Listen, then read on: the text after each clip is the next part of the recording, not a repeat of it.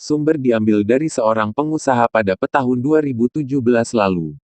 Nama saya Nur Hadi, saya tinggal di Jawa Tengah. Saya mempunyai kisah di tahun 2015 silam yang sangat menyakitkan. Pada waktu itu saya lagi mengelola berbagai bisnis di kota saya tinggal.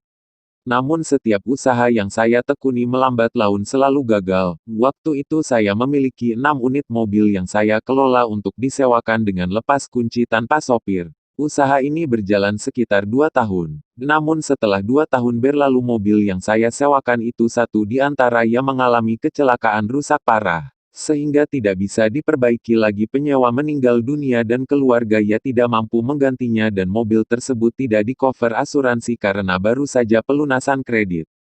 2 bulan kemudian 3 unit mobil sekaligus disewa seseorang pengusaha, yang tidak begitu saya kenal. Mobil tersebut hilang raib entah kemana. Berbagai cara pun saya lakukan, dari laporan polisi, menyebar informasi dan mencari kemana-mana namun tidak ada hasil.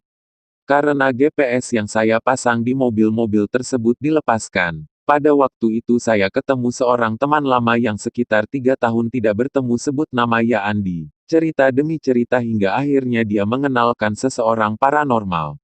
Yang menurut Andi ketika itu bisa bantu permasalahan yang sedang saya hadapi. Saya pun ingin segera ketemu paranormal itu untuk meminta pertolongan kepadanya. 3 hari kemudian kita sepakat untuk ke rumah paranormal tersebut. Perjalanan kurang lebih 2 jam hingga kami pun sampai di rumah paranormal itu. Sesampainya di sana saya tidak bisa langsung bertemu beliau. Dikarenakan tamu yang memang lagi banyak, saya menunggu antrian kira-kira 1 jam. Hingga akhirnya saya ditemui dan teman saya mulai membuka pembicaraan mengenai maksud dan tujuan saya kemari. Saya pun dibawa masuk ke kamar khusus paranormal tersebut. Sesampainya di dalam kamar paranormal itu menanyakan hari lahir saya. Dan saya pun langsung memberitahunya. Tidak lama sang paranormal itu bermeditasi, lalu bercerita kepadaku bahwa ada yang tidak beres di dalam jiwaku, dan perlu dibersihkan. Saya pun disuruh untuk pulang dan tidak boleh berpamitan dengan berjabat tangan. Saya dipesan untuk datang kembali pada hari malam 1 Suro. Begitu hari yang ditentukan tiba, saya bersama teman saya itu datang lagi. Tapi kali ini bukan di rumahnya melainkan di tengah-tengah hutan yang ada sungai lumayan besar. Lokasi itu tidak jauh dari rumah paranormal itu. Pada malam itu ada sekitar 70 orang yang melakukan ritual 8 di sungai itu. Dan di pinggiran sungai itu didirikan rumah kecil, dibuat padepokan paranormal itu. Kami pun dipanggil satu-satu untuk masuk di dalam kamar rumah kecil tersebut. Tidak berapa lama saya pun mendapati giliran untuk masuk menemui paranormal itu. Sesampainya di kamar kita ngobrol, dan saya pun disuruh mandi di sungai itu. Dan dikasih benda berupa kain kafan yang dilipat kecil untuk ditaruh di rumah saya. Pada malam Jumat Wage yang akan datang saya pun disuruh datang kembali, dengan membawa uang tunai minimal 1 juta dan maksimal 20 juta. Paranormal itu juga menjelaskan bahwa uang itu bukan untuk dirinya, melainkan untuk dirituali selama 27 hari. Saya pun bertanya, apakah uang itu akan hilang? Dia menjawab tidak. Uang itu tidak akan kemana-mana, hanya akan saya simpan dan bungkus kain kafan. Selama 27 hari. Ritual ini hanya semata-mata membantu perekonomian keluarga saya ukurnya, dan supaya ke depannya tidak akan sial lagi.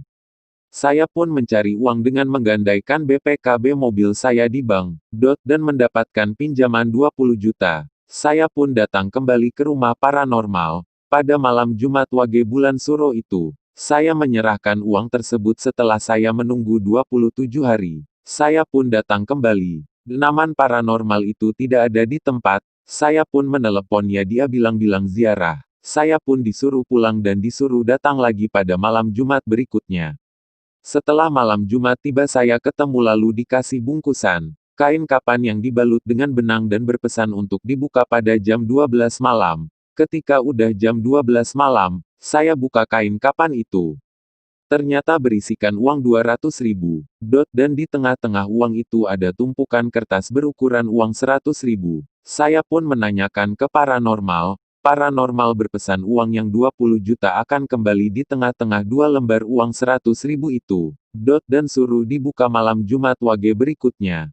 Dan tiba waktunya lagi-lagi. Uangnya masih tetap sama 200.000. Rupanya saya tertipu hampir setahun saya menunggu. Ternyata lebih dari 150 orang yang mengalami hal yang sama. Dan paranormal itu mulai kabur tidak tahu lagi di mana keberadaannya.